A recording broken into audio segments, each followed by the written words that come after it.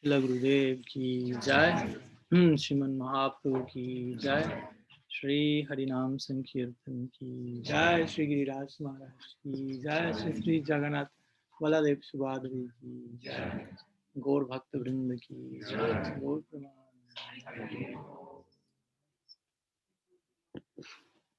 So, good evening to all of you. Welcome. Thanks for coming. And we are continuing with our series of evening lectures on in anticipation of the celebration that we will have this coming Sunday on Sri Ratha Yatra, the Festival of Chariots. This is falling on this this coming Sunday, and we have selected to speak about certain sections of the Mahaprabhu's experience of Jagannath Puri, or vice versa, Puri experience of Mahaprabhu, however you may like to tell. So today we will be speaking about Mahaprabhu's arrival to Jagannath Puri after having left Jagannath Puri for 2 years and having traveled to South India. So yesterday we spoke about that, Mahaprabhu's journey to South India, which, as we know, always is connected. Everything Mahaprabhu is doing, we could say, is connected with the main purpose for his descent, with the secondary purpose for his descent. So regarding the secondary purpose, as a sannyasi, he considered, I will travel, I will preach, I will look for my brother also. That was his main reason when the devotees were not allowing him to go. But regarding the inner purpose of his descent, tasting Radha Bhav, the main purpose of this journey to South India was to meet Sri Raya Ramananda. That was the main purpose of the journey. But on the way to that place, of course, he finally goes, the devotees finally allow him to go with one servant, Krishna Das. On his way, he meets different devotees, visits different temples as Vasudev Vipra, the famous Brahmin with leprosy. We shared the story yesterday. And eventually he reaches Godavari, this famous sacred river, on whose banks he's had this deep conversation with Rai Ramananda called Ramananda Sambat, which we mentioned it represents the very essence and apex of the whole Gaur Lila, which basically from that moment on, Mahaprabhu will start in a more systematic way to culture this Radha Bhav to the point that he can no longer be a public person. He enters Gambira without a return ticket, if you will. So in this conversation, I won't enter into detail, but as we know, Mahaprabhu is asking Ramananda, please speak to me about Sadhya Sadhana Tattva, goal of life, how to attain it, quote Shastra for that. Ramananda will start from the very beginnings of be a functional person in society, if you will. Mahaprabhu telling superficial, go deeper, and different proposals like Niskam Karma Yoga, Krishna Arpana, Swadharma Tyag, Karma Mishra Bhakti, Gyan Mishra Bhakti, Gyan Sunya Bhakti, Prem Bhakti, Raga Bhakti, all the different levels of Prem Bhakti, Dasya, Sakya, Vatsalya, Madhurya, and in Madhurya, Radha Prem, and so on, culminating in Mahaprabhu himself. And that's when Mahaprabhu, instead of saying, continue, he put his hand on the mouth of Ramananda Roy, saying, okay, thank you, I'm satisfied. He gives his darshan as Radha and Krishna combined to Roy Ramananda, Mahaprabhu, Sri Chaitanya, Radha, Krishna, Ayanya. So, and after that, of course, Roy Ramananda tells to Mahaprabhu, hopefully we'll see you soon, see us together soon, and he plans to go to Jagannath Puri to assist him for the rest of his lila. So then Mahaprabhu continues his journey, meets Venkatavata in Srirangam, as we mentioned, joking, presents this notion of Krishna as the highest form of Bhagavan, above Narayan even, with the little Gopal Bhatta witnessing that. He meets some other sannyasis also on his way, like Rangapuri and Paramananda Puri, different personalities that somehow he's collecting in this type of journey, and eventually many of them will join him in Jagannath Puri as fixed companions of Sri Chaitanya Dev. Also on his way, he meets not only personalities, but interesting Shastra, basically, interesting sacred books like Brahma Samhita and Krishna Karnamrita. These two main books related to the Tattva and the Bhava of Gaudiya Vedanta. So Mahaprabhu takes a copy of each of them and takes them back with him to Puri. In the meanwhile, Krishnadas, Mahaprabhu's servant, gets distracted at one point. We mentioned that yesterday.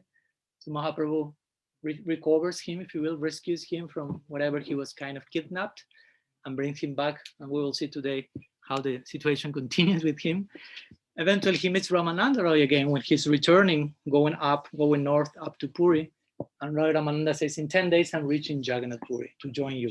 I'm renouncing all my government duties to be with you for the rest of forever, as we said the other day. And we concluded yesterday's meeting with Mahaprabhu's arrival to Jagannath Puri after 2 years of absence, and all the devotees, basically seeing their life coming back to them, because their prananath, their praneshwar, the Lord of their pran life heirs is coming. And that's when Mahaprabhu goes to Sarvabhauma and says, thank you so much for having advised me in such a wise way. When I started my journey, you told me, you better meet with Ramananda Roy. You and him have something in common. So Mahaprabhu is coming now and saying, you are too right, too correct in that. So thank you so much. So today we are continuing with Mahaprabhu's official arrival to Puri and what transpires in this connection. So it is described that his return was mostly, many reasons for his return, and one of them was basically his devotees. And Krishna Das Kaviraj highlights that aspect. He's returning for his devotees that were just basically dying in separation from him. And different types of devotees, because you can remember what happened. Mahaprabhu went to Puri. First day, happened what it happened, remember? Met Sarvabhauma Bhattacharya. After a week, the guru of the king, Sarvabhauma Bhattacharya, was converted, which by extension will imply, as we will see today and these days, the king will convert it. And by extension, the whole city of Puri will be converted. So in the first week, almost all Puri was converted, basically. And very quickly, Mahaprabhu traveled to South India, leaving behind him a whole kingdom totally mad with love of God. And he just traveling south for 2 years. So in these 2 years, all the associates of Mahaprabhu and those who have been associating with him in those little few days he was in Puri were suffering deep separation. And on top of that, many other devotees that never saw Mahaprabhu were suffering deep separation, because that's called purvarag, basically. There are 4 types of separation. One of them is purvarag. This is more connected, the term, with Madhurya Bhav, but the idea applies in Sakya Bhav, that's Utkantita. But the idea basically is the type of separation you feel from the object of your love when you have never met that person. You just heard about the person, or you saw a picture, or someone showed some symptoms in connection to him, her, whatever. So there was good part of Puri was experiencing this purvarag, wanting to meet the object of their love for 2 years, waiting, never met him. And one of those personalities was the king of Jagannath Puri, Prataparudra Maharaj ki jai. Because when Mahaprabhu was there for these few days before leaving south, Prataparudra Maharaj, also called Gajapati, he went on some conquest, somewhere else. So he never met Mahaprabhu at that point. So he returned to his kingdom and he found, okay, now some news are here. My whole kingdom is just swimming in the waves of bhava. What did I miss, basically? That was his concern. He was not upset because what was happening. He was upset because he was not present there, basically, because he was a great, great devotee. So he will be our main character today, as I say yesterday. Yesterday, the main character was Roy Ramananda. Day before yesterday, the main character was Bhattacharya Sarvabhauma. Today, main character will be Prataparudra Maharaj. So Sarvabhauma Bhattacharya, again, who was like the guru of the king, tried to counsel Prataparudra Maharaj. So Mahaprabhu is coming very soon. We will have his darshan for sure, somehow or other. But meanwhile, try to arrange some place for him to stay. Some nice place, find for him some quiet place. He needs some quiet environment. But at the same time, the place that may be not too far from Jagannath temple, because Mahaprabhu would like to go and have darshan of Sri Jagannath on a daily basis. So in this way, Prataparudra Maharaj thinks and suggests Kasimisra. That's a good place. At this point, Mahaprabhu was not officially yet established in what we call now as Gambhira. This is a place, it's a part of Kasi Mishra's compound that he gave to Mahaprabhu. It's a little room for those who have been there. So he's assigned this particular section there. So eventually all this is arranged. Now, all the arrangements are made for Mahaprabhu to be established there and so on. So in this way, basically what to do. The next day Mahaprabhu was arriving. So everything was just there. We tried to enter into the mood with all of us, basically. So all the city is preparing for Mahaprabhu's arrival. There's a whole city vibrating in separation from this one single great personality. So it is said that Mahaprabhu arrived to Jagannath Puri, takes darshan of Jagannath, receives Jagannath Mahaprasad. This is the classical sequence arriving to Jagannath. And he goes to Kasi Mishra, who, remember, he was the one, the previous pastime was with him in Navadvip. We didn't go there because we didn't enter into the Navadvip Lila. But you know, Kasi Mishra, breaking of the Mridanga, torchlights, the first time the Nagar Sankirtan going out. So now he assigning this in Puri to Mahaprabhu. So Mahaprabhu receives Kasi Mishra, or Kasi Mishra receives Mahaprabhu. And Mahaprabhu gives darshan to Kasi Mishra of Chaturbhuj, four-armed form, embrace Kasi Mishra. Powerful embrace, four-armed embrace, basically. And then Mahaprabhu starts to sit with all the devotees. And Mahaprabhu shows lots of concern that every person and every devotee, everything is finding its proper place and accommodation. So all this organization that has to go on, like in meetings like this, also are part of Gaur Leelas, you can see. Someone has to see who will cook. Dinner is being burned, be careful. All the things. So Mahaprabhu himself was also considering this type of things, and he sat among his devotees, and he basically said, I belong to you, my body belongs to you, we belong to each other, basically. But his main point was, I belong to you, so you do with me what you consider. I'm just a puppet in your hands. Over and over again, he will show this move. So then Sarvabhauma Bhattacharya starts to introduce all of these different devotees and inhabitants of Puri that never met Mahaprabhu. Try to imagine the situation. All these newcomers, if you will, have been hearing about Mahaprabhu for 2 years, but never met him. And now we were meeting him for the first time. And Sarvabhauma is showing, this is such devotee. I'm summarizing here, but in Chaitanya Charitamrita, Sarvabhauma starts to be in detail. This is this devotee coming from this place. This is his background, this is his story, and this is this devotee, and this other devotee, and verses and verses and verses. And we shouldn't get tired of hearing all these names. I'm just, for practical reasons, not mentioning them, but it is mentioned that it's just by hearing the names of these personalities one gets so much blessed, so much purified. It's not that, oh, now comes the names section. Let's turn the pages quickly.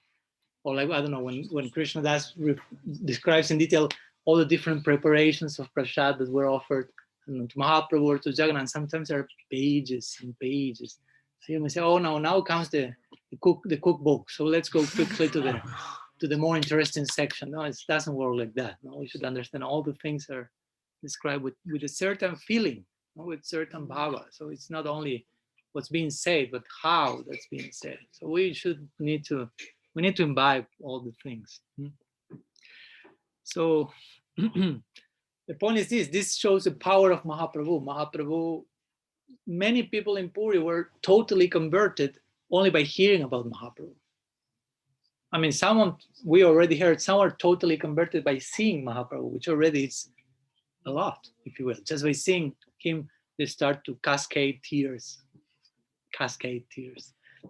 But some others they've never met Mahaprabhu, just heard from some other about Mahaprabhu, but some other was totally intoxicated with prem. So it was as if having Mahaprabhu present, because as we know, whatever there is prem for Mahaprabhu is there. Whatever is prem, Bhagavan is there. They are not different. Sadabo hridayam mahyam sadunam hridayan paham madanyati na jananti naham tibhyu managapi. Say Bhagavan in the Bhagavad. I am in the heart of my devotees. My devotees are in my heart. I do not know anyone apart from them. They do not know anyone apart from me. Basically, we are totally lost in love for each other. That's the standard. between Bhagavan and his devotees. So then one of the devotees that Sarvabhauma introduces to Mahaprabhu is Ramananda Roy's father. Till now, Mahaprabhu didn't met them, only met Ramananda. So he's introduced to Bhavananda Roy. Bhavananda Roy, and he came with his 4 kids. He had 5, but Ramananda was not there, still on his way to Puri, remember? So Mahaprabhu starts to glorify Bhavananda Roy after meeting Ramananda Roy. He says, oh. And that's when he says, you are like Pandu, and all your children are like the Pandavas. Ramananda is Arjuna. In this connection, we spoke yesterday. And Bhavananda feels himself, I'm so fallen, I'm just like a Sudra, wretched personality, and Mahaprabhu not allowing him to continue saying those things and starts to embrace him while he falls to the ground. There's a constant exchange of love between Mahaprabhu and his devotees. They're falling to the ground, crying and feeling themselves totally unworthy. Mahaprabhu taking them up, embracing them, bathing them with their tears, and he himself feeling blessed by having the chance of embracing such a devotee, and so on. So now comes the part related to Krishna Das, Mahaprabhu's servant in South India. At this point, after all this introduction finishes, Mahaprabhu will tell everyone, okay, now you can go home. We will let Sri Chaitanya Dev having some rest. And Mahaprabhu call Krishna Das, also called Kali Krishna Das. So now at that point, Mahaprabhu enters into another mood. Some minutes before, he was embracing every devotee and crying and crying. Now Kali Krishna Das comes. Remember, he's his servant who became distracted at one point. So Mahaprabhu enters into the mood of strict sannyas, showing some examples, saying this fellow, whatever, something like that. No? I mean, he was totally distracted. He was supposed to join me, to help me, and he got distracted by some ladies, and then entered with some Bhattat Haris and so on. And I had to go and rescue him, because if not, who knows where he will end. So now he already accompanied me back here. I'm already back in Puri. He can go wherever he likes. But I don't want to see him basically again. Like serious. Like look into, there was Krishna Das, Mahaprabhu was looking that direction, basically. So I don't want to see him. So Krishna Das starts to cry. Because he was a devotee and he was sincerely repentant, but he had a fall down, that's what I call it. A distraction, let's call it. So he started to cry and fell at the feet of Mahaprabhu. Mahaprabhu woke up and left the room and went to take lunch without saying a word. And so again, we can say, oh, he's so cruel. But actually, we'll see the arrangement here. And he has to show certain standard of sannyas dharma. That was his main point here. But meanwhile, he was orchestrating a whole redemption, unique redemption for Krishna Das. So do not take just one part of the story. So Mahaprabhu acted in that way, but all his associates, intimate associates, their hearts were breaking when seeing the condition of Krishna Das. So they started to devise a whole plan, led by Nityananda Prabhu. He was the head of the gang, if you will. No? So Nityananda thought, Krishna Das is totally heartbroken. What can we do for him to be redeemed, basically, to gain new life? So Nityananda thought, I have a plan. So he devised the following plan. Say, let's send Krishna Das to Navadvip as a messenger, as a duta, and he will go to Navadvip. Remember that Jagannath Puri and Navadvip is not too far, and generally people is coming and going and bringing news. And that's why Sachis told Mahaprabhu, go to Navadvip. I will always have someone coming and bringing news about you. So now the news were Mahaprabhu arrived. Everyone was like, where is he for 2 years? It's not that they were receiving Instagram pictures and WhatsApp messages just coming in some days or something. Nobody have a clue where he is. So suddenly he is there back in Puri. So Nityananda thought, let's send Krishna Das to Nadia, to Navadvip. And he will give the greatest, best possible news to every inhabitant of Nadia. Mahaprabhu is back. Mahaprabhu is back. And he will be the joy of all Navadvip. And he will regain he will be showered with affection by so many devotees by giving such news that he will get new life from this. Because at this point he was totally broken, destroyed basically. So they thought in this way, and they gave to Krishnadas enough Jagadat Mahaprasad also to take to the inhabitants of Nadia. So he went first to Mother Sachi, the elder of the whole village, and then with Advaita Charya and all the inhabitants of Vrindavan, one by one. Sri Gaura Sundar is back. Sri Gaura Sundar is back to Jagannath Puri. Like implying with this, you can also go and see him there. It's not just his back, but it has that those news has some implications basically. So it is said that all the devotees in now they were like back to life. All of them were also dying in separation from Mahaprabhu.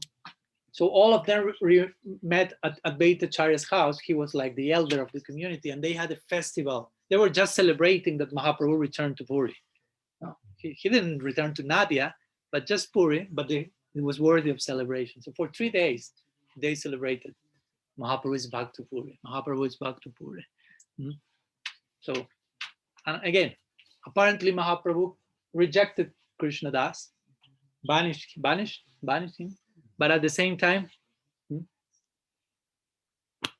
through his other self, Nityananda Prabhu, his other half, he extended that mercy that he as a sannyasi was not able to facilitate, basically. Because again, he took sannyasi because that sannyas ashram facilitated some moments, if you will, for delivering his message. But in the same way as it facilitated something, it also constricted, limited him in certain ways. For example, that's why he sent Nityananda to preach to Bengal in the, how to say, in the saloons. How do you say anymore? Yeah, brothels and all these places that you won't see a sannyasi generally there. No, it will be like, what's going on here? So in this way, the point is, Bhagavan shows his grace in very mysterious ways.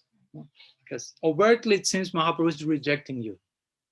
But at the same time, that so-called rejection is created a very unique mercy that took the form for Kal Krishnadas in the form of being showered by the affection of all Navadvip. So all the devotees there in Puri, Navadvip, after these 3 days of celebration, say, well, what to do now? Let's go to Puri. Let's go to Puri. So they asked permission to Sachi Mata. She's not going. She stays there because of the rules of sannyas, what we know, stays there with Vishnu Priya. But all the rest of the devotees in Navadvip, they go with Sachi Mata's blessing and permission. And other devotees from other villages, that the news come, Kulina Gram and other places like Khanda, all of them start to go to Puri. And this will become like a yearly standard. All the devotees from outside of Puri will visit Mahaprabhu during 4 months for the Chaturmasi period, which is about to start here. It is said the next day, someone who came also there was Swarup Damodar, a very crucial piece in the whole puzzle of Krishna Lila, along with Roy Ramananda, these two main associates that will accompany Mahaprabhu in the Gambhira.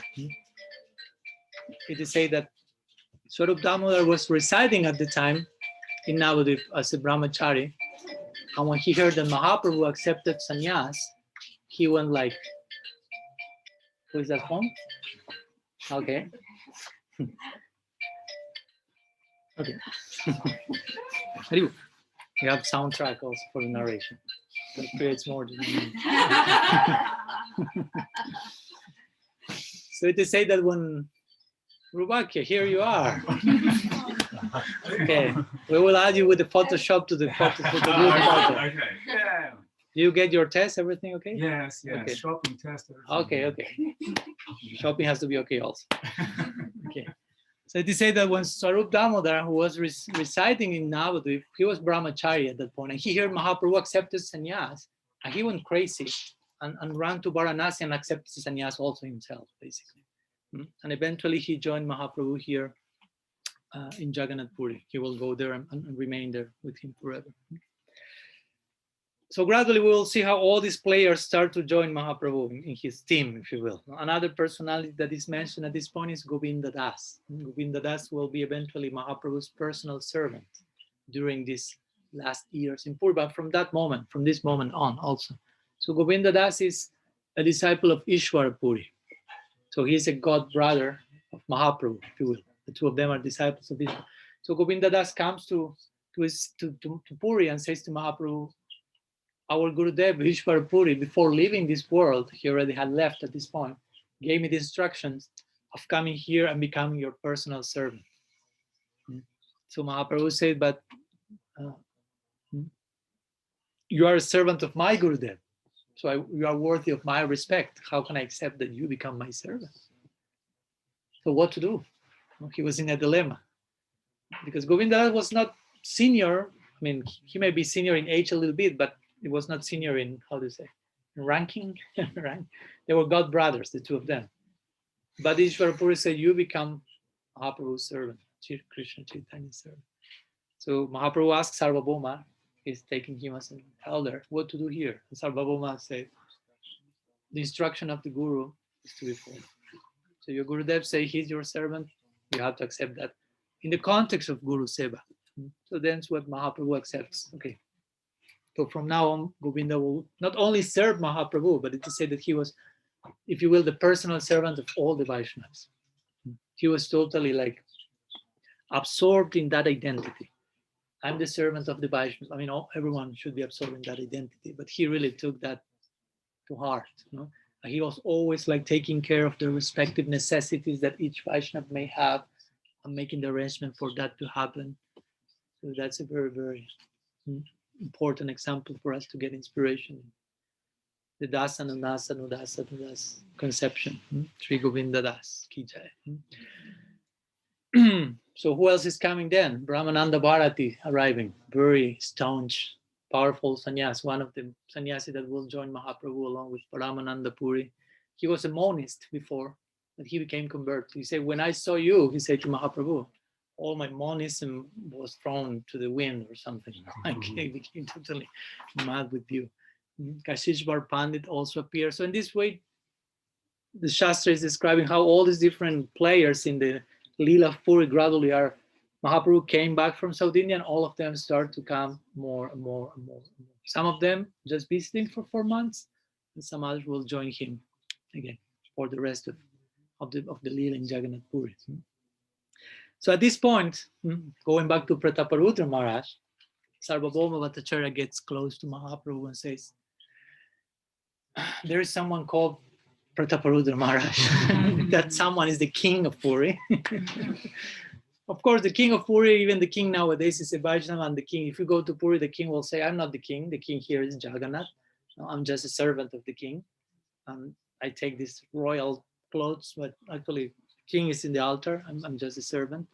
So Prataparudra Maharaj was this type of king. He was a Vaishnava, he was a servant, a great devotee, and he was burning literally in separation of Mahaprabhu and with intense desire of having the darshan of Mahaprabhu, basically.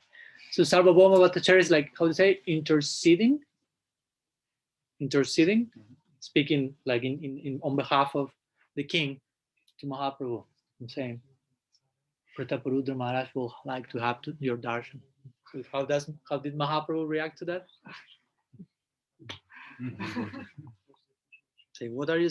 I mean, why are you requesting from me something so unbecoming, so undesirable? To meet a king, the very personification of materialism, politics, power, fame, worldly enjoyment.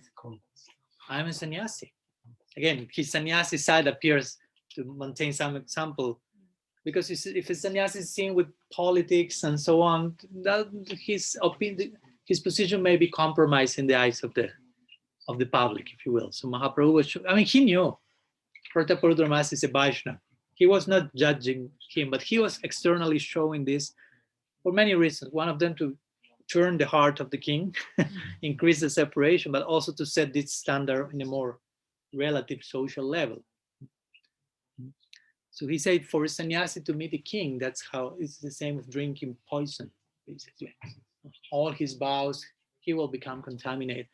I won't see the king. Do not even continue speaking about that. And Sarvabhauma said, but he's not a king, ordinary king. He's a great Vaishnava. Generally, kings are not great Vaishnavas, but he said he's a great Vaishnava. The king is like secondary upadi, designation. He's a great Vaishnava. He's a great devotee of Jagannath. Mahaprabhu said, still the situation is dangerous. Still he's a king on some level.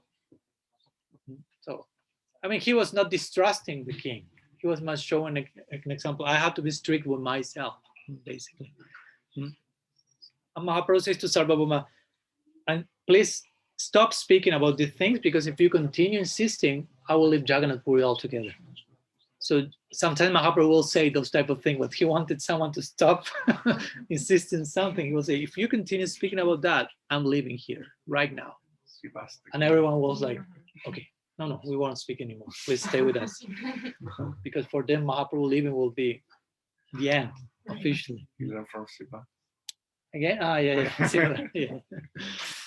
So it is said that at that moment, Prataparudra Maharaj had left for some days or something, and he returned to Puri.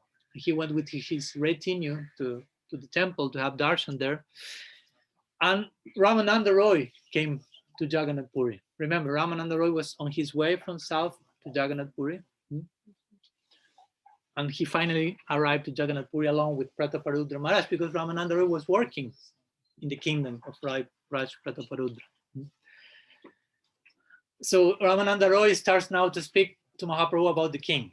And we will see how different devotees will try to present the case of Prataparudra Maharaj to Mahaprabhu. So Ramananda Roy now comes, because he worked on him and said, Prataparudra Maharaj is such a great person, such a merciful king. He freed me from all my duties and my responsibilities in the government, and allowed me to come here, join you forever. Such a great devotee, such a great personality.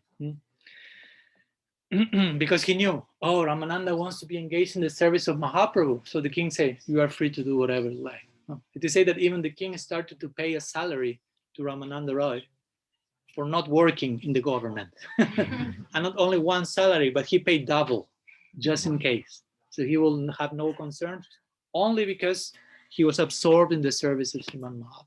So all the things were being shared to Mahaprabhu, like a way of trying to present the case of Prataparudra Maharaj. He's a great personality and so on.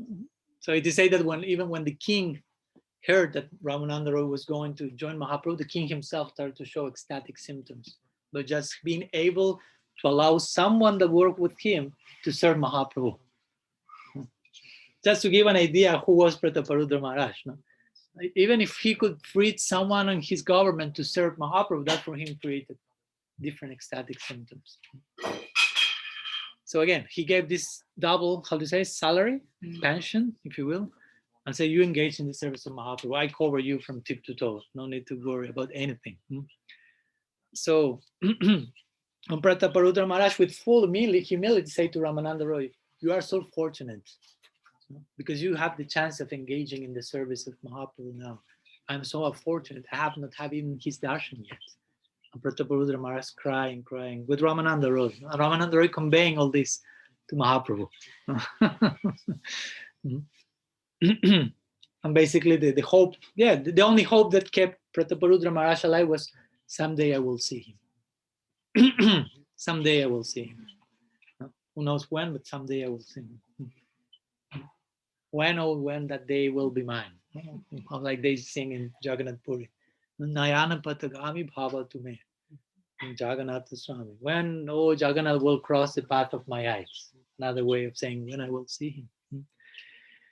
So Ramananda Roy says to Mahaprabhu, I personally, and he's saying, really feeling that, I don't have even a fraction of the love for you that Prataparudra Maharaj has for you. That's a fact. And Mahaprabhu said, no. I mean, not because speaking lower of the king, but Ramananda, please, you are my best devotee. Don't say that. And for sure, whoever has affection for you will receive, Krishna will bless him, basically, he said. Like indirectly implying the king will be eventually blessed. I'm working on that. It's already happening. Installments, very gradual installments.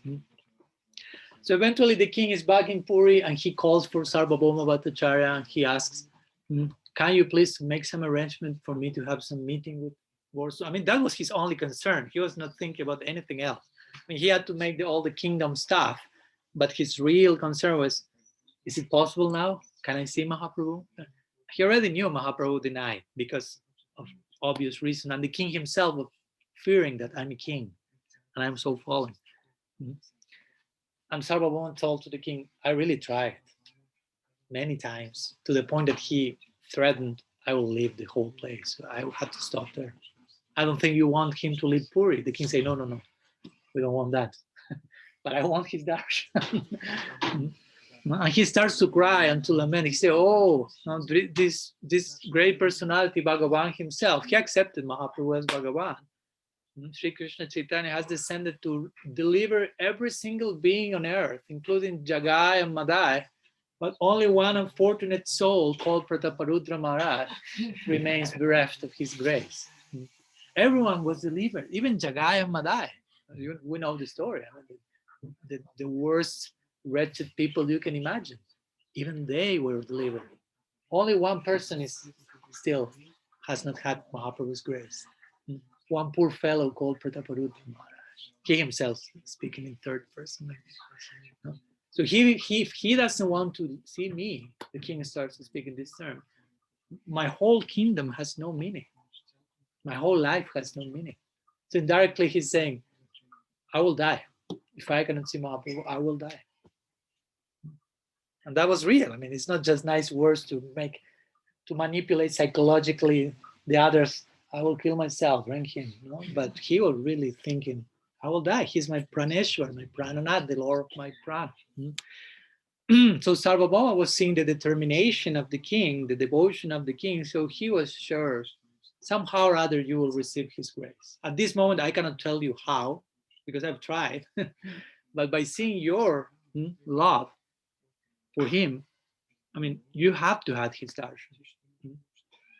Because you can only approach Sri Gaur-Sundar through prem. So you have prem. So somehow or other, it has to happen.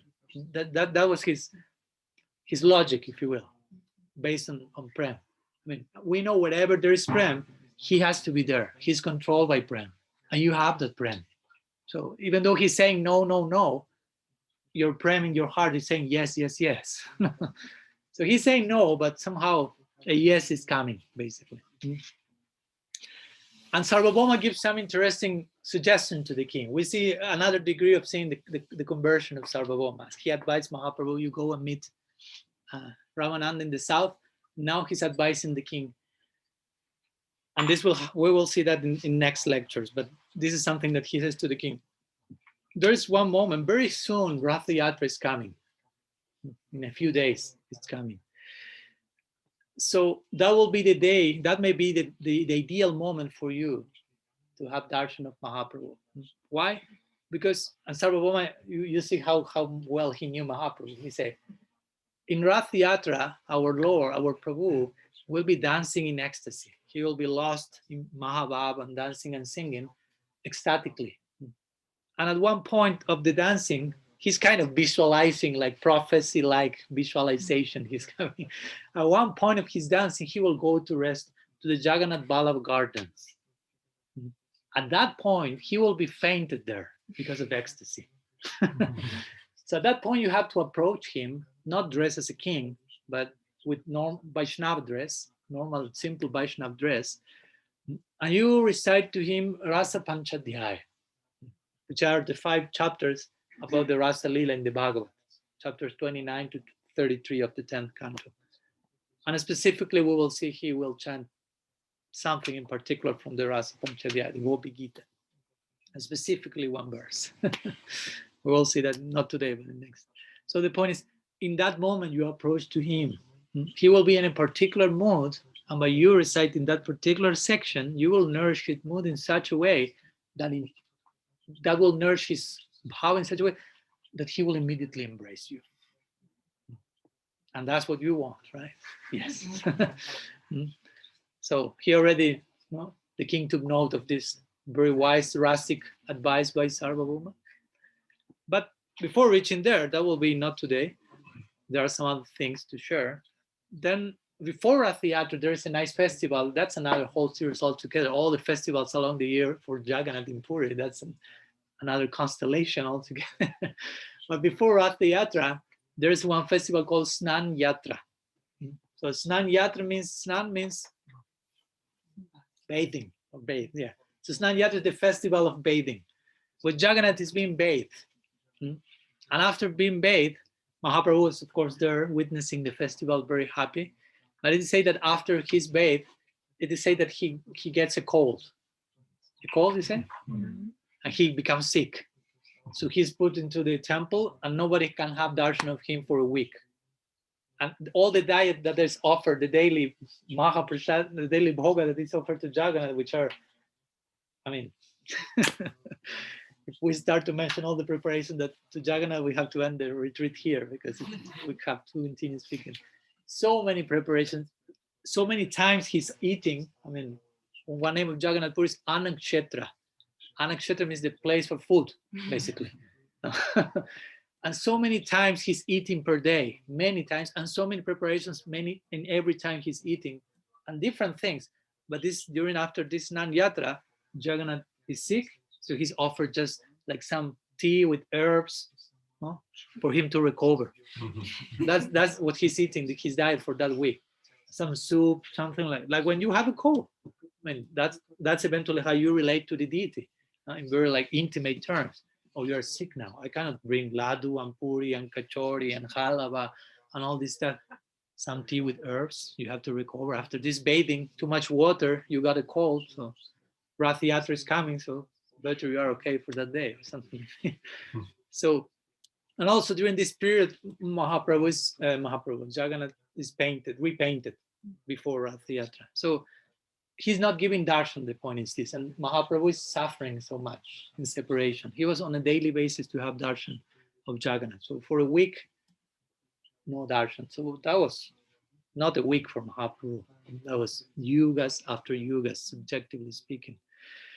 So in that mood, the mood of the gopis, he leaves Jagannath Puri at that moment and goes to Alalanath, which is not that far, but it's not in Jagannath Puri.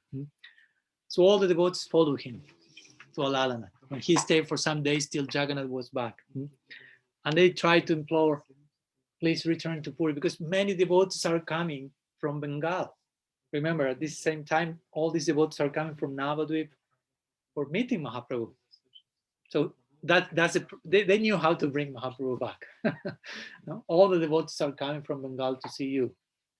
Okay, so Mahaprabhu, Sarvabhauma brings Mahaprabhu back to Jagannath Puri.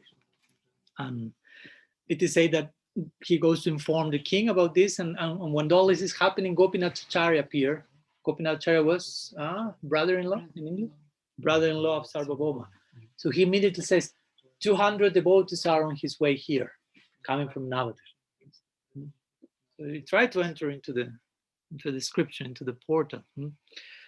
It is said that these devotees were just running like mad people after Mahaprabhu, basically. They were not even preoccupied, like, did you already make a reservation in the guest house where I will sleep in Puri? Everything is properly arranged. And they were just running. No, they were not thinking where I will stay, where I will sleep, is there Wi-Fi or not, what I will eat. I mean, they were just running after Mahaprabhu, and Mahaprabhu himself was organizing all the details for them. That's how it works, as we explained the other day. Yogakshamam Bahamyaham.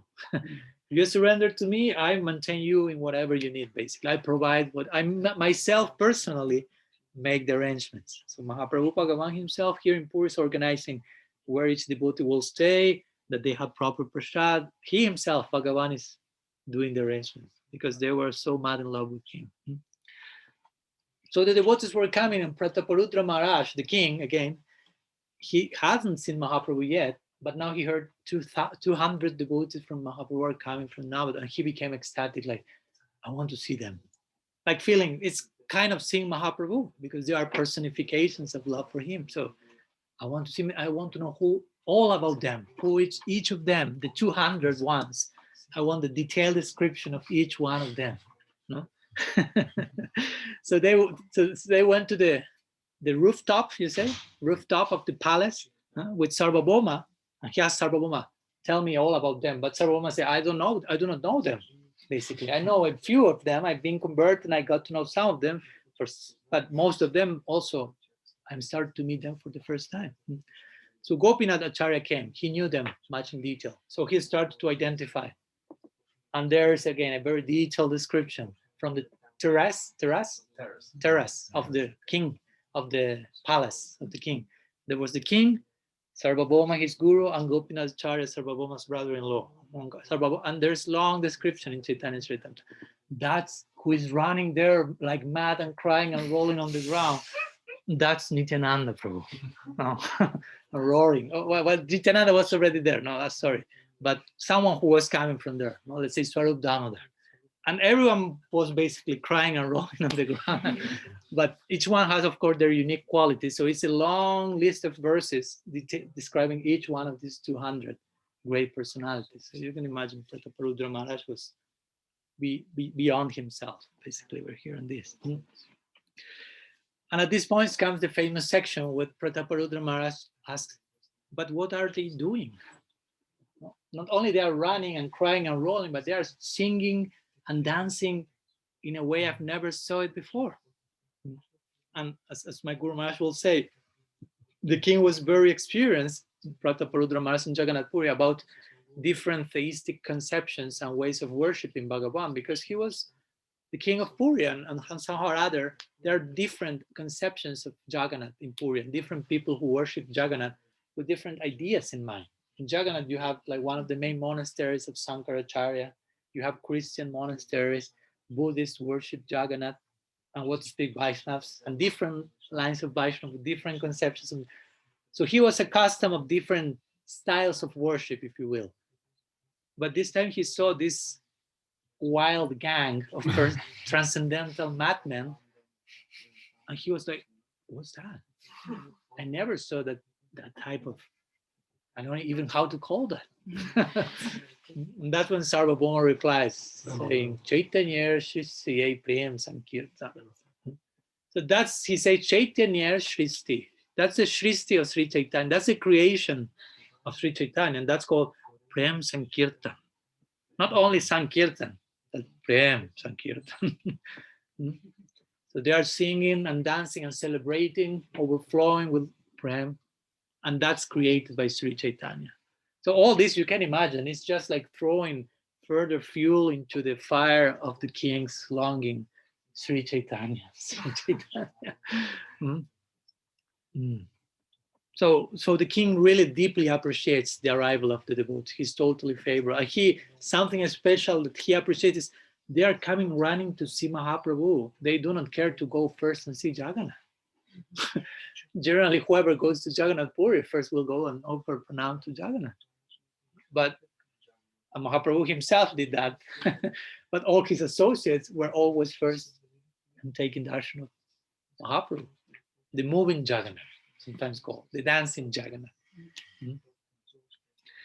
And then the king starts to continue asking, but where they are not following like the classical style of arriving to a pilgrimage site, and you generally like, I don't know, take certain bath and shave and fast, but they are just like running to Mahaprabhu and accepting Mahaprasad from Jagannath.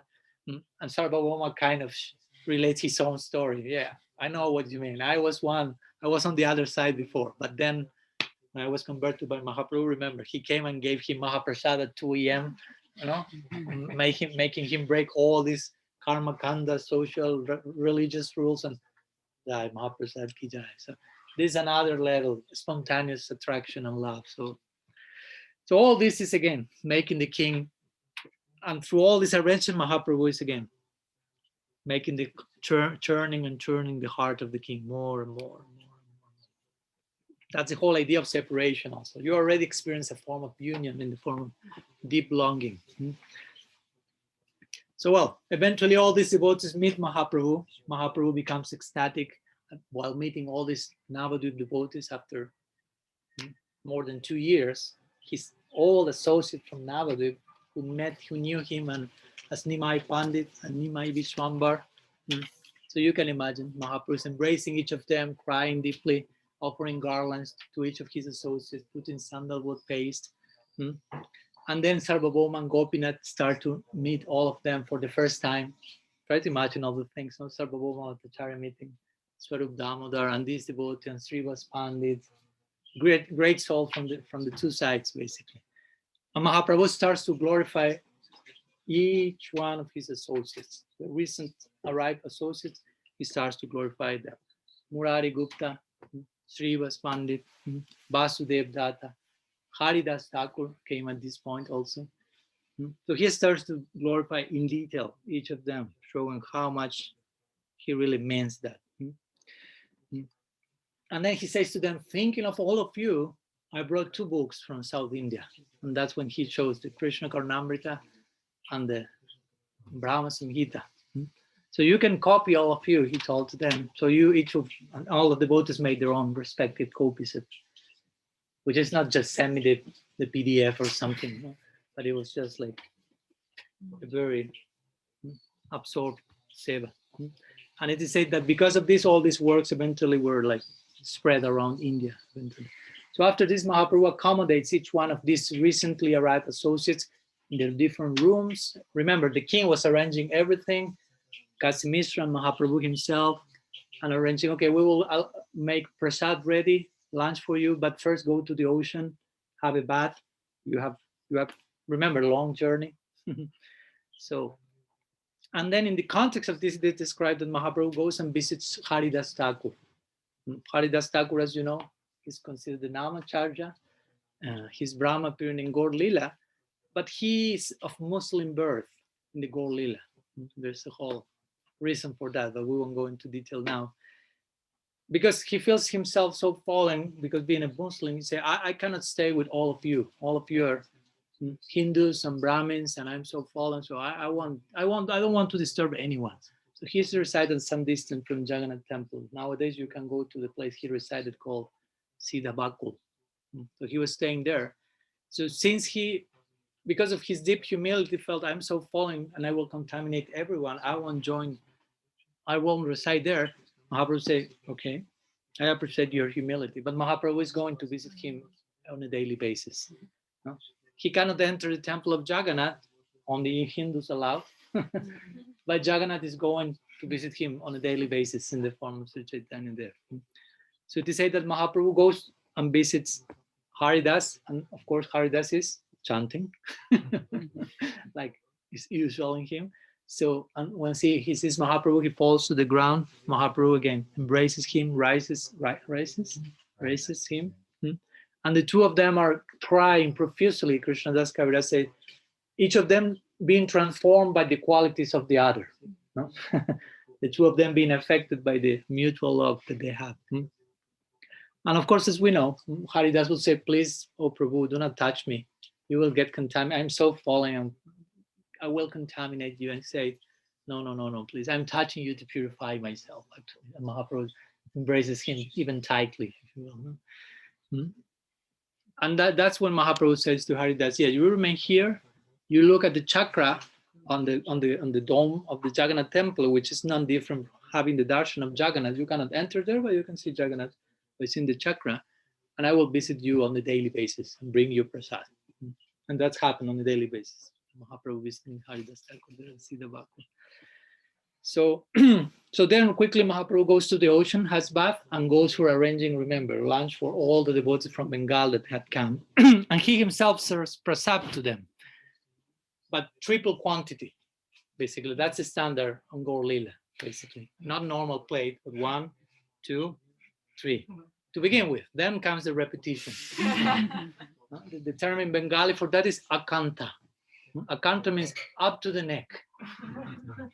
Kanta means like neck. And that's why we say kanti. Kanti means something that goes in the kanta. So akanta means live here, no? Prasad. Some life airs are flowing just enough to survive, but then Jagannath Mahaprasad up to the neck. So Mahaprabhu serves them, and at the end of serving prasad, he adorns them, he puts garland, he decorates them with sandalwood paste, crying and lovingly, expressing his love for each of the devotees. And then after that, the devotees go to have some rest. And after that, in the afternoon, the devotees return to see Mahaprabhu, and Ramananda Roy comes officially there in the midst of the Bengali devotees that came. So Mahaprabhu introduced Ramananda Roy to all the Bengali Vaishnavas because they didn't meet each other. You try to imagine what must be the meeting of these personalities among each other. I mean, many of them, of course, Nitya see the parikars, but in the context of the Lilas, meeting for the first time. So how were those meetings? Each one of them. Mm-hmm. So after that, bear with me some extra minutes with information. Some kirtan starts, basically. They go to the Jagannath temple and some kirtan, roaring kirtan starts with Mahaprabhu and all the Bengali devotees and all the devotees from Puri and Ramananda Roy and all the devotees that came from different parts. And 4 groups were formed here. Now comes a section of Chaitanya Charitamrita called the Veda Kirtan Leela. So 4 groups of kirtan were organized. We also see that here there is some structure musically even speaking, even though kirtan is something that does not depend on of musical expertise, but there are some considerations. Mahaprabhu said, okay, 4 groups with 8 mridangas each. I mean, not each, sorry, 2 per group, 8 mridangas totally, and 32 kartals. So there is some notion there, no? For each mridanga, 4 kartals. And he made 4 groups of different players and doing kirtan. So eventually the whole Puri joins. That's a lot of people. It's a big city. Because they never saw such kirtan. Remember Mahaprabhu's meeting his associate from Naldiv after so many years and coming back from his journey from South India, re-meeting so many new devotees. So this is the first official kirtan amongst them celebrating the reunion. So all the ones that never, I mean, many of them heard about Mahaprabhu and his kirtan, but that was the first time they were really participating in that. So many of them could not believe what's happening here. And it is said that after this, Mahaprabhu started to circumambulate the temple without stopping, like running. And everyone was following him. And every time that Mahaprabhu was falling to the ground in ecstasy, Nityananda Prabhu was receiving him, like Ananta says, supporting Vishnu. In this form, Nityananda, who is the source of Ananta says, is supporting the origin of Vishnu himself, Bhagavan, Raja Krishna, the form of Sri Chaitanya. So after this circumambulation, Mahaprabhu stayed for a while in the back part of the temple, resting for a minute, and he told the rest of the group. First, he joined them, and he was running and jumping and singing. But at some point, he stopped being part of the group. He sat on one side, but he ordered to the 4 groups, "You continue, Sankirtan. You continue." So, and there were also in the groups, there were like main dancers also, interestingly. Not only main singer, mridanga players, kartal players, but dancers also. Till now, we have one of them will be, there's one famous one. Bakreshwar Pandit was one. So in one group, Bakreshwar Pandit was the dancer. Srivas Pandit was the dancer in another group. Nityananda was the dancer in another group. Advaita Acharya was the dancer in another.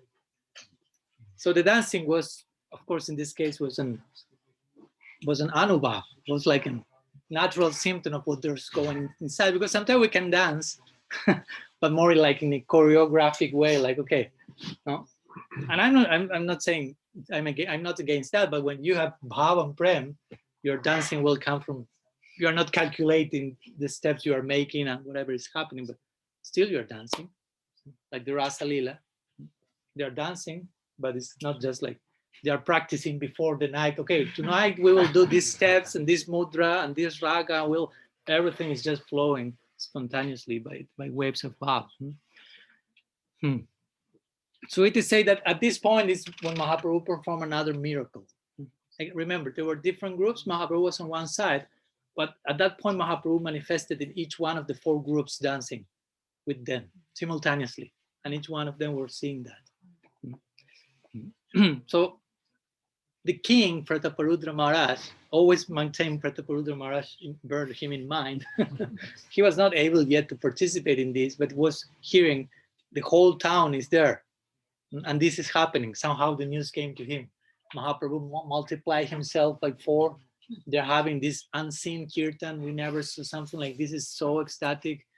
And the king is in the palace and he is forbidden to meet Mahaprabhu by Mahaprabhu himself. So you can imagine the longing that the king had at this point was reaching like the ultimate peaks. So, I mean, he was just about to, yeah, whatever. So he sent one other message to Sarvabhauma, please ask permission to Mahaprabhu so I can meet him. Like implying, I don't know what will happen if at this point I cannot meet him. Please, please. And Sarvabhauma said, I already asked him too many times. I'm sorry, I see that your heart is breaking. And my heart is breaking by seeing your heart breaking. But he didn't allow us to do that. And he said, I will leave Puri if you insist. So Prataparudra said, well, then write a letter for the devotees of Mahaprabhu so they can somehow, through them, I feel that I will obtain his grace. Somehow, make the arrangement. I cannot go to him directly, connect me with his servants, which is a very, of course, smart conclusion. You don't go to Bhagavan directly, but you go through parampara, if you will, through the servants. I don't want Krishna and me. That's not the move. That won't be our eternal relationship. There's a sequence. Service is indirect. Dasa, dasa, dasa, anudasa. But again, at this point, the king say, at this point I cannot obtain his darshan, I will leave my kingdom. I became a yogi, a tyagi. I will leave everything and enter the jungle. So everyone was concerned also because, I mean, he was a great king. And if suddenly the king leaves the whole kingdom and becomes a yogi, I mean, the king may fall apart also on a relative level. So Sarvabhauma was in such anxiety, and he wrote some letter and he sent that to the associates of Mahaprabhu, and all of them were like really shocked by the level of the love of the Gajapati. But they also knew if we insist to Mahaprabhu, he will be upset as well. So what to do? It was like the dilemma. There's dilemma in the life of the devotees also. on all levels, from day 1 till day 108. So here we have eternal associates and having to how to deal with this tension, these dynamics. So Sarvabhauma says to the associates, look, do not go to Mahaprabhu and say directly what our real intention is, but just go and praise Prataparudra Maharaj in front of him. Just speak his glory. He has lots of nice things to be said about. And so extol the qualities of the king. So all of them went there, but also they were kind of fearful because they approached Mahaprabhu after the kirtan ended and Mahaprabhu was with them. And all of them approached him, like implying, we want to tell you something.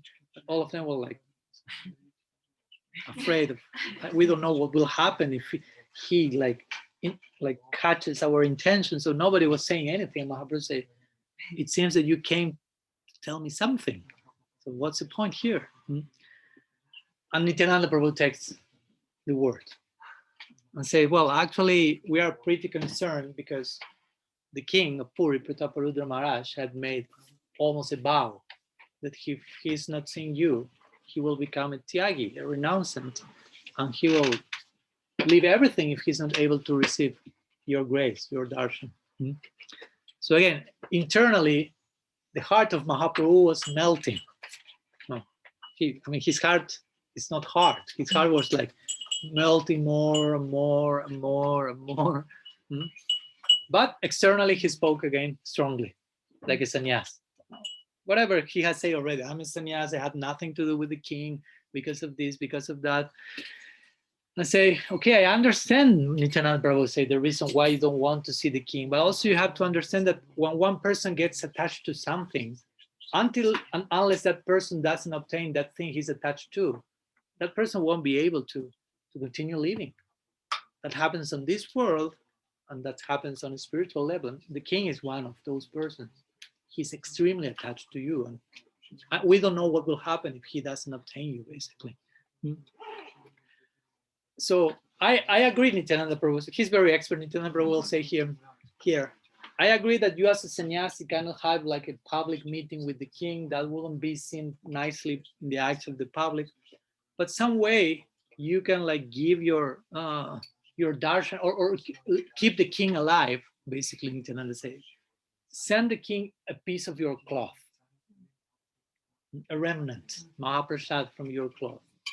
That's a way of making yourself present in the life of the king on some level. At this point, he needs something. That's the point. At this point, he needs some connection with you, more direct, more close. And that will maintain him alive with the hope of meeting you someday. It's not just, okay, the piece of cloth is the all in all. No, just to keep him alive for a while with the hope that someday he will have your darshan. So it is said that Mahaprabhu say, okay, externally, okay, and he gives a piece of cloth. So they say that this piece of Mahaprabhu's cloth comes to the king, and the king starts to cry and fall to the ground in ecstasy, and starts on a daily basis to worship the piece of cloth as if it were Mahaprabhu himself. Like if you worship a deity, ideally with this notion, there's no difference between my Lord and the deity. There's no difference, Prataparudra said, between Mahaprabhu's prasadi clothes and himself, with this faith, with this fervor. So again, we see how Mahaprabhu's sannyas was accepted to be free from certain obstacles, but when other obstacles came, like this one, you cannot meet the king, Nityananda Prabhu was the alternative, the solution for that always, over and over again. And finally, just to close this section today, one more thing before finishing. Then Ramananda Roy again comes and goes to Mahaprabhu, imploring. After some time passed, after this cloth came and Prataparudra Maharaj was worshipping that. But again, the worship only increased his longing to meet Mahaprabhu at the same time. So Mahaprabhu said, Ramananda Roy said, at least give him darshan one time. At least one time. If you want, you don't ever see him again, but give him one time the chance to cross the path of his eyes. And Mahaprabhu replies as usual, I'm a sannyasi, he's a king, I told us this. So the idea comes, Mahaprabhu himself gives the idea here. So we see now at this point, Mahaprabhu starts to gradually crack his external stand. You can bring his son to me. Because it says in Shastra that if one sends his son, it's like an extension of the father. So if I see his son, it's like if I'm giving my darshan to him. That's mentioned in Shastra. So in this way, Ramananda goes to Prataparudra Maharaj and says, I spoke with Mahaprabhu and he suggested that your son may be sent to him. So Prataparudra Maharaj is so happy. So happy. So the son is sent, and the son comes dressed like a prince, because he's a prince. I mean, he's the son of the king. So Mahaprabhu, when he sees the son, the boy, because he was a young boy, in his ecstasy, he sees a prince, and he was in Radha Bhav. So he sees a prince. Who is that prince? Krishna. Krishna is the prince of Raj. He's the son of Nanda Maharaj. So he sees the son of the king, and that acts as an udipana, as an stimulant. So immediately he runs and embraces the king, the boy, and starts to cry very affectionately. And you can imagine how the boy reacted when receiving such an embrace of Mahaprabhu. He was like infused with bhava. He became totally possessed of divine love immediately, manifesting all these symptoms one after the other, all these sattvic vibhavs one after the other, like choke boys, hairs standing on end, and tremblings, and sweating, and how do you say, pale, becoming pale, eventually fainting, collapsing to the ground. And he starts to sing Harinam intensely, shouting on the floor, rolling and shouting. The boy, just a boy, in this way. So Mahaprabhu then calms the boy and says, please, you come on a daily basis and visit me. I like you very much. Bring those clothes with you.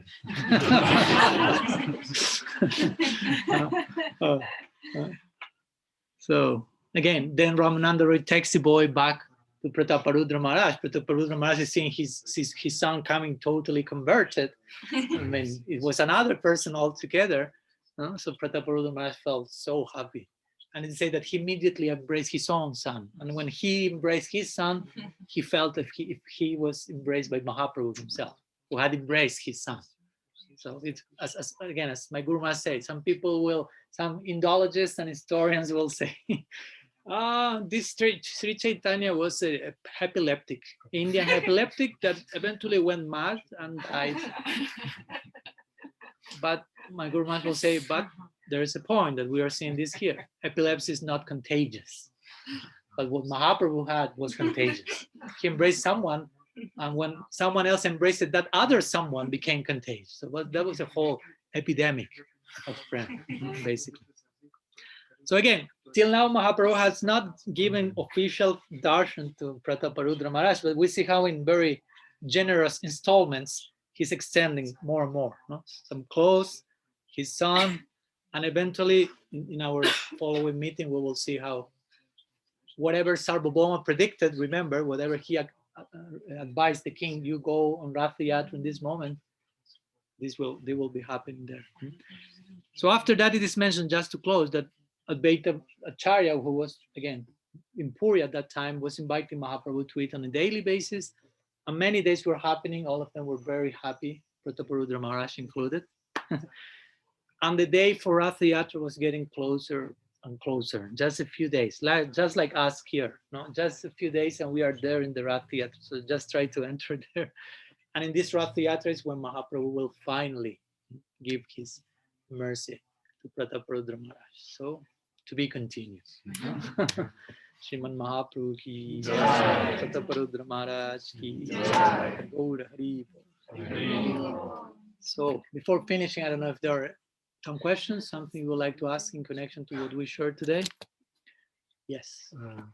So how it happened that such a great devotee of Lord Jagannath as a which devotee? King Prataparudra, he accepted as his advisor and guru a monist, Sarvabhauma Bhattacharya. It was more of a social convention. No? I mean, he was not the guru like in every single sense of the term. No, not like a Diksha guru, but more like an elder, experienced personality with knowledge in Vedanta. I mean, they were pretty open-minded, as you can see. It's not like, oh no, he's a Mayavadi, I don't want to speak with him. No, I mean, yeah, he's a monist, I'm a Vaishnava, but still, he can give good advice on many things, no? Except when he says, let's go to Brahma Sayuja. The other part, I mean, Sarvabhauma was a real seasoned old fellow with lots of knowledge and experience and good advisor. So from that side, it's said that he was like the king's guru, which is still is an influential relationship, no? Like, okay, and what to speak when he became converted, that's like, okay, now he's my guru in every sense of the term, if you will. But before that was more on that role. But in India, the term guru is, I mean, you have gurus for everything. No? Like father, mother, and music teacher, and everything is a guru. Guru. So also on this level of being a king, having certain elder advisors, sometimes that's referred to as guru. It doesn't mean, again, Diksha guru and same lineage and Sampradaya, but there's a guru principle in the way of, yeah, guidance. And so basically that was the idea before Sarvabhauma's conversion. After, the relation took a whole another turn. Something else? I have a question. Turn. What is the story of Vishvarupa? And how did Chaitanya know that he had passed away? Well, what the story? What do you mean? What happened with him? Yeah, and what were his travels? Well, it's never described in detail anywhere. It just described that he accepted sannyas, being quite young, being preached by Advaita Acharya, to say. And that's a whole another story, with Sachi being denied for him by Mahaprabhu because he offended, in her mind, Advaita Acharya when Mahaprabhu was getting too often together with Advaita Acharya.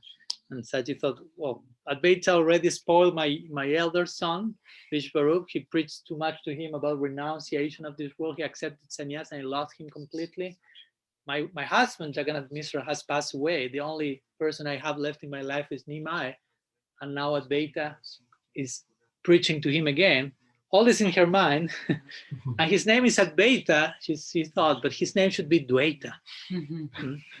Advaita means non-dual, but his name should be Dvaita because he's dual. I mean, he's ruining my whole life. And now he wants to preach to Nimai. He will accept sannyasa. That happened. That's another story. But well, eventually the point is Mahaprabhu is giving prem to everyone in the unfolding of the Leela. Someone said, and what about your mother Sachi? He said, I won't give prem to her. And everyone's shocked. You know? Like long section in Chaitanya Bhagavat also. You know? Like how you cannot give prem to your mother. I mean, he's your mother, he's our mother. He's the mother of all Nadia, the universal mother. He gave birth to you. No, she offended the Vaishnava. He wanted to make this point, no? Be careful with Vaishnava aparat.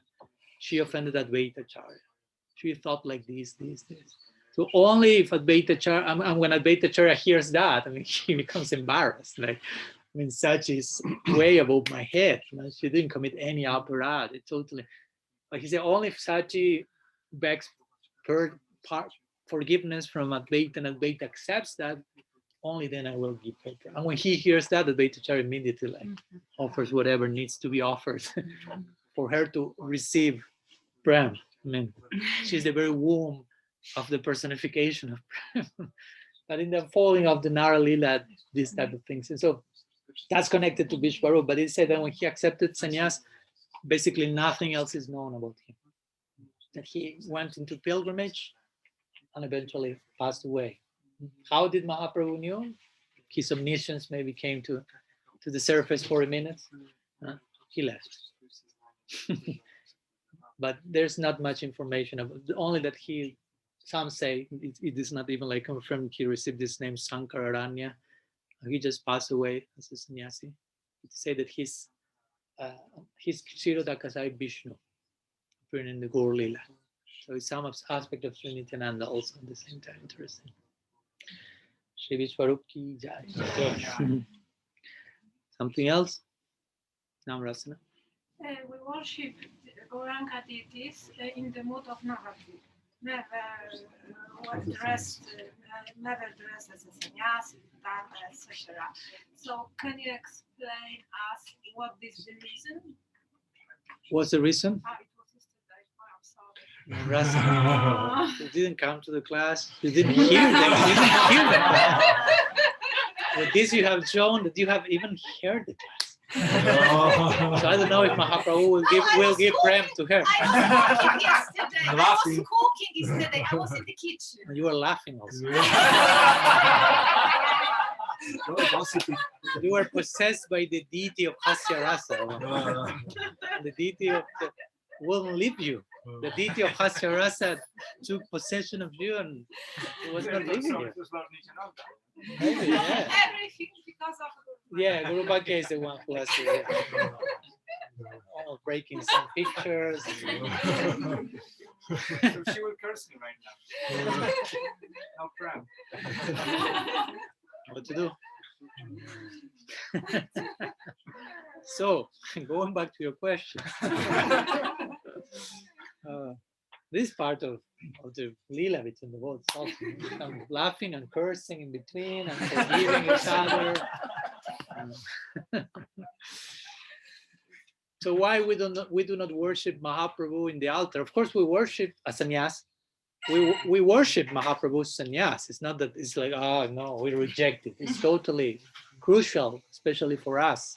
His example, his traveling, his teaching, his conversion, his everything. I mean, it's crucial for us to enter his stage beyond sannyas, if you will. So basically, we don't worship Mahaprabhu as a sannyas in the altar because the altar represents a portal into our eternal prospect. I mean, when we look at the altar, we are looking where do we want to enter forever. You mean? I mean, the altar is that. It's not just the altar. The altar is like a portal, like we are visualizing. We want to enter there forever to serve whether Mahaprabhu, Gaur Nityananda, Gaur Gadadhar, Radha Krishna, Krishna Bala, according to each one's affinity, and parampara is there as members of that eternal land. So the point is, then the altar represents how do we want to worship Mahaprabhu forever. So forever means worship him in Nitya Navadvip. We have Golok Vrindavan, and inside Golok Vrindavan, there's the lotus inside the lotus, as my Guru Maharaj will put it, Golok Navadvip. So we can worship Mahaprabhu in a second identity, spiritual identity simultaneously. And then there Mahaprabhu is not a sannyas. That's the point. He's not a sannyas in Nitya Navadvip. As Krishna is always in Braj, in Golok Vrindavan, he never leaves to Dwarka or Mathura, but he remains in Braj. He only lives from Vrindavan on earth for certain purposes, of course. And similarly, Mahaprabhu sannyas is called Naimitika Lila. Naimitika Lila means like incidental, occasional pastimes, an opposition of the Nitya Lila, which means permanent, eternal pastime. So Mahaprabhu's sannyas is mostly, on one level at least, for our sake, as we mentioned. He's accepting the order, establishing Yuga Dharma, and giving an example, and so on. Of course, there is a connection with the inner purpose, but the point is, there's no sannyasin of Mahaprabhu in the Nitya Lila. So the altar represents a portal into the Nitya Lila. So that's why he's not as a sannyas. But we worship his sannyas outside of the altar, if you will. We are doing that all these days, basically. Now, by speaking about that here and about that section in particular, we haven't touched his non-sannyas section here. We just started with just after he accepted sannyas, because it's really crucial for us to enter Sriva Sangam, basically. Now the kirtan of Sriva is there, where he's Nimai Vishwambar. He's not Sri Krishna Chaitanya. He's Vishwambar Mishra, full of intimacy, sweetness, and informality, if you will, like Krishna and Vrindavan, somehow. Different modes, but that level of intimacy and proximity. Mahaprabhu as a sannyas is like Krishna in Dwarka, like a prince riding on an elephant, and so on. Like when the Brajavasis met Krishna in Kurukshetra. Tomorrow we will speak about that. Tomorrow is Bhaktivinoda Thakur's Tirubhav Mahotsav. So we will speak some words about what Bhaktivinoda Thakur said. Not his last wish, but something like that in connection to, I want to leave my body in Kurukshetra. There is an entry point there also for us. But that will be the general reason why Mahaprabhu's sannyas is not in the altar. But we worship his sannyas in the proper way. Okay, we will stop here, and tomorrow we'll continue. Tomorrow we have a very special day. We will celebrating two very important things, which is the Tirubhav Mahotsav, or Disappearance Festival of Sri Thakur Bhaktivinoda and Sri Gadadhar Pandit. So we will be speaking in the morning about Srila Bhaktivinoda Thakur in connection to his disappearance, and in the evening we will be speaking about Sri Gadadhar Pandit in connection mostly to his last days in Jagannath Puri, in connection to our narrative here, and his disappearance as well. That will be really interesting discussion on high points, really deep and esoteric. So fasten your seatbelts and see you tomorrow. Srila Gurudev ki jai, Sriman Mahaprabhu ki jai, Sri Harinam Sankirtan ki jai, Sri Giriraj Maharaj ki jai, Jagannath Balal Subhadri ki jai, Gaur Bhakta Vrinda ki jai, Gaur Pramananda. Pancha Kalpatarubhyascha Kripa Sindhubhya Vacha Patitanam Pavanebhyo Vaishnavebhyo Namo Namaha. Ananta Koti Vaishnava Vrinda ki jai, Gaur Hari Bol.